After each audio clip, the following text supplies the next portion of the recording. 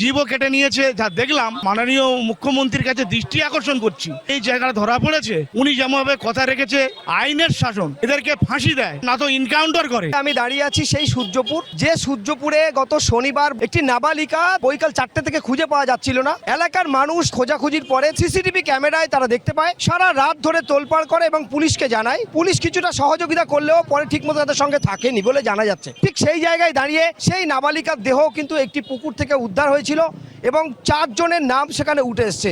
4 জনের মধ্যে ইতিপূর্বে 2 জনকে গ্রেপ্তার করেছে পুলিশ বলে জানা যাচ্ছে এবং তাদের মেডিকেলে নিয়ে যাওয়া হয়েছে আজকে। তবে এই এলাকা জুড়ে একটি দুটি নয়, 3টি থানা জুড়ে 163 ধারা জারি করা হয়েছে, যাতে এখানে 5 জনের বেশি জমায়েত করতে পারবে না। সেই সঙ্গে যেটা দেখা যাচ্ছে এখনো পর্যন্ত যে ভিড়ে ঠাসা মানুষ, একেবারে শোকাহত পরিবার, এই এলাকা জুড়ে একটা শোকের ছায়া নেমে এসেছে। কয়েক কিলোমিটার, 30, 40, 35 কিলোমিটার থেকে কিন্তু মানুষ তাদের দেখতে আসছে। আমি দেখাবো এখান থেকে কিন্তু ভিড় কোনো মতে সচ্ছে না। যে 4 জনের নাম উঠে আসছে তাদেরকে একেবারে যেটা জানা যাচ্ছে যে তারা রাতে নিয়ে যায় এবং সারা রাত ধরে সিগারেটের ছাকচা, তার কামড়ানো, তার নোংরামি করা, একেবারে যেটাকে ধর্ষণ বলা যেতে পারে, সেভাবেই তাদের উপরে অত্যাচার করেছে বলে উঠে আসছে। তবে এখনো পর্যন্ত 2 জন পুলিশি হেফাজতে আছে, বাকিরা এখনো পর্যন্ত বাইরে। তবে এলাকার মানুষের সব থেকে বেশি ক্ষোভ যে আমরা তুলে দিয়েছিলাম, অর্থাৎ আসামিদের তারা ধরে, যারা অ্যাকচুয়ালি সন্দেহজনকভাবে তাদেরকে ধরেছিল, ধরার পরে পুলিশের হাতে তুলে দেয়।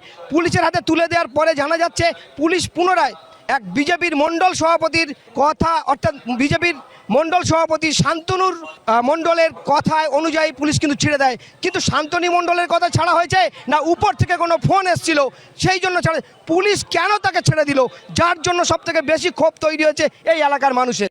আমরা দেখা পাচ্ছি যে একটা খুব খারাপ জিনিস তো ঘটে গেছে, যেটা বলা যায় না, মানে বলতেও খারাপ লাগে। বাচ্চা মেয়ে, কিছু মোটামুটি দালাল মিডিয়া এই ব্যাপারটাকে নিয়ে বলছে এটা অস্বাভাবিক মৃত্যু।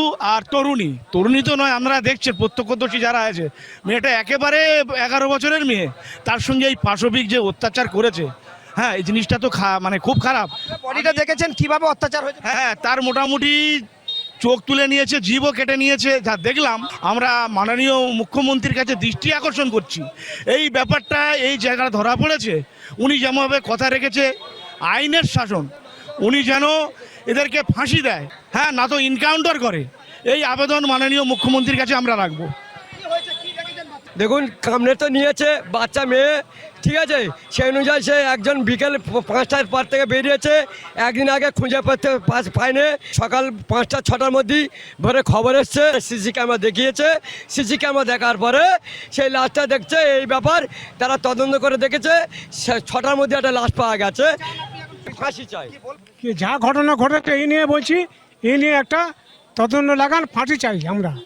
চোখ তুলে নিয়েছে, জীবও কেটে নিয়েছে। যা দেখলাম, মাননীয় মুখ্যমন্ত্রীর কাছে দৃষ্টি আকর্ষণ করছি, এই জায়গাটা ধরা পড়েছে। উনি যেমনভাবে কথা রেখেছে, আইনের শাসন, এদেরকে ফাঁসি দেয় না তো এনকাউন্টার করে। আমি দাঁড়িয়ে আছি সেই সূর্যপুর, যে সূর্যপুরে গত শনিবার একটি নাবালিকা বৈকাল 4টে থেকে খুঁজে পাওয়া যাচ্ছিল না। এলাকার মানুষ খোঁজাখুঁজির পরে সিসিটিভি ক্যামেরায় তারা দেখতে পায়, সারা রাত ধরে তোলপাড় করে এবং পুলিশকে জানায়। পুলিশ কিছুটা সহযোগিতা করলেও পরে ঠিকমতো তাদের সঙ্গে থাকেনি বলে জানা যাচ্ছে। ঠিক সেই জায়গায় দাঁড়িয়ে সেই নাবালিকার দেহ কিন্তু একটি পুকুর থেকে উদ্ধার হয়েছিল এবং 4 জনের নাম সেখানে উঠে এসছে। 4 জনের মধ্যে ইতিপূর্বে 2 জনকে গ্রেপ্তার করেছে পুলিশ।